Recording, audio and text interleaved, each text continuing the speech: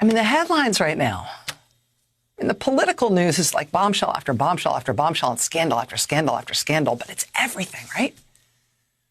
If you are feeling overwhelmed by the news and by the state of things and how everything feels so bad in so many ways all at once, do not judge yourself for having those feelings. What it means is that you're awake and cognizant of the real world and how it really is right now. I mean, take care of yourself and stay grounded and make sure you surround yourself with people to whom you can talk with about your feelings. But you are not wrong to think that things are very bad right now in lots of different ways. They're terrible.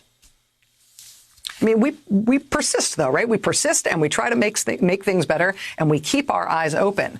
But why it bothers me so much that when we give this kind of money to the wealthiest countries in the world, and yet for our own people, the homeless, the sick, the poor, the farmers who are really going through hell right now, those people we're not helping. And why should we? I think it's ridiculous. And this country shouldn't be raising taxes. We ought to be lowering taxes. We should have a surplus, not a deficit. Because the kind of money that I'm talking about, and you can call them, as the gentleman before said, you can call it a tax, you can call it whatever you want to call it. But those countries should be paying us major billions of dollars, and you won't have any deficits whatsoever, and then we'll be able to help the poor and the sick and the homeless and the farmers and everybody else. Donald, what were you hearing today after that ad appeared? What were people telling you? I imagine you got tons of calls. It was unbelievable, to be perfectly honest. I put the ad in thinking maybe a couple of politicians would see it, and maybe they'd say, hey, you know what? That happens to be a great idea, and he happens to be right. We've gotten thousands of phone calls. We've gotten tremendous support. I've never seen anything like it. I have literally never dreamt that this kind of reaction could have happened from taking a newspaper ad essentially saying, hey, we're making a mistake and this is what we should be doing. Do you support gay marriage?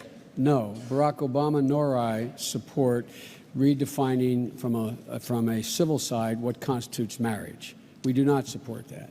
That is basically a decision to be able to be left to the faith and people who practice their faith, the determination what you call it. The bottom line, though, is, and I'm glad to hear the governor, I take her at her word, obviously, that she thinks there should be no civil rights distinction, none whatsoever, between a committed gay couple and a committed heterosexual couple. Well, I'm not sure you should assume I'm not corrupt, but thank you for that, though.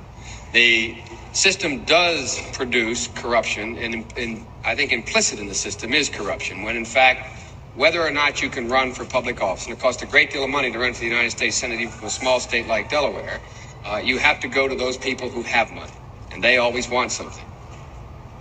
Well, I wonder whether you would feel that there's some virtue in forcing candidates to go out and try to raise money. I've heard people, probably people who didn't run for office, say that it's uplifting to go out and try to get money. Do you think that there's something unuplifting about putting a limit to how much you can ask one man to give you? I think it's the most degrading experience in the world to have to go out and ask for money, because you know that unless you accidentally agree with the position taken by the person or group that has the money, that you run the risk of deciding whether or not you're going to prostitute yourself to give the answer you know they want to hear in order to get funded to run for that office. And it's coincidental in many instances when in fact you happen to agree with where they are. And you run the risk, by the way, of rationalizing, of saying, well, if I compromise on this one, give them one, I get 90% of what I want, and I don't have to give in. And men and women of the finest military in the world. Most of all, Michael and I also want to acknowledge your son Jack, who's deployed today. All of you have performed